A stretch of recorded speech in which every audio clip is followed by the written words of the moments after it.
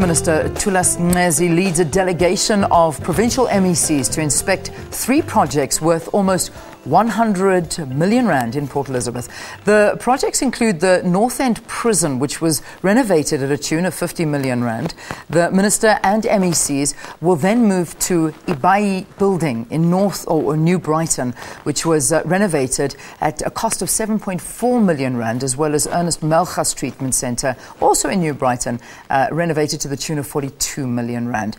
To get more on the story, let's cross live to our reporter Iviwe Party, who is at the Ernest Melchas Treatment Centre in New Brighton Township in Port Elizabeth. Iviwe, what news do you have for us? And a very good morning to you again. Good morning again, Leanne. Right now with me, I have the project manager, Johan van Dyk, who will speak to us, in terms of job creation, how people have benefited, from the process of these projects, the building, and as well as how do they identify these buildings as public works, how do they then decide to refurbish them, and what will the use be in terms of, will it be social development, or what department will then benefit from maybe a rundown school that will then be converted into a new building. Good morning, sir, and how are you? Good morning. Look, the 2 jobs that we've got at the 2 projects, the first one is this old Arthur Nyobo school.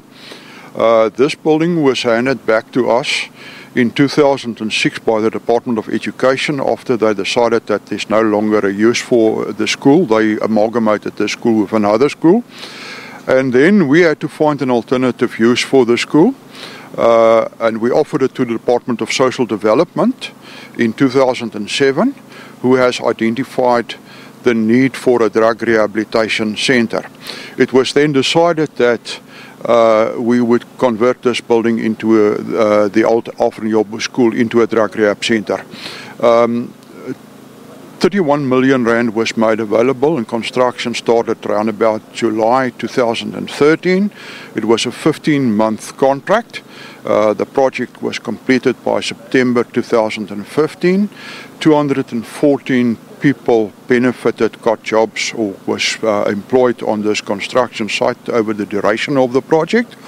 And we also made use of SMME contractors who subcontracted to the main contractor to the tune of about 20% of the value of the contract.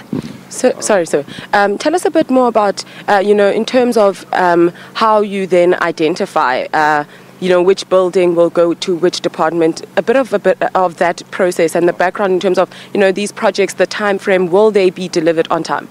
What we did is the moment a building is given back to the Department of Roads and Public Works, we write to the various provincial departments to find out if any one of them has a use for a facility or could utilize the facility in another form. In the case of the Arthur Nyobo school, the Social Development Department wanted the building to be converted into a drug rehab center. And that is how this project was initiated and started. Then the other project that we were dealing with, or are going to go deal with today, is the old Ibai Town Council building. Now, the Ibai Town Council building was, before '94, was used by the old Bantu Administration Board as headquarters for the municipality of the administration boards, which was amalgamated with the Port Elizabeth municipality to form the Nelson Mandela Metro in 1994. In 1996, between 1994 and 1996, the building was greatly underutilized. In 1996, we put the Department of Social Development in the old Ibai Town Council building as their district officers for the Sarah Baartman region and the Nelson Mandela Metro. In 2008, we started renovated the building for the first time, refurbished the building to create offices for them.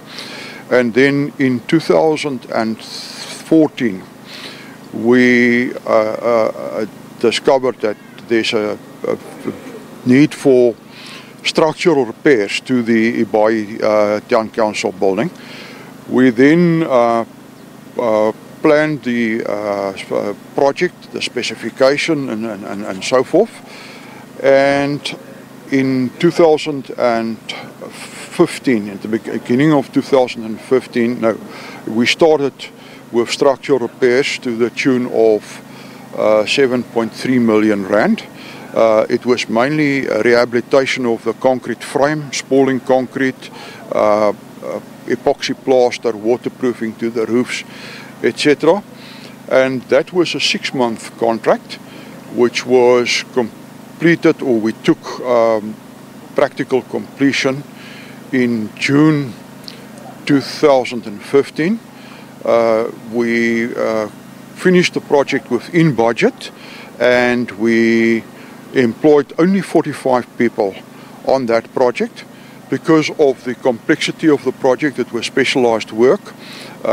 People had to work at great heights on swing scaffolding, and there were 10 youths that worked on the project and 35 males above the age of 32. Thank you so much. Thank you so much. Okay, Leanne, that's just some of the technicalities that come with the projects that they've been working on in Port Elizabeth. And now back to you in studio. All right, Viva, thank you very, very much. Enjoy the rest of the day there. And thank you very much for watching to our SABC2 viewers. This is where we are going to be saying good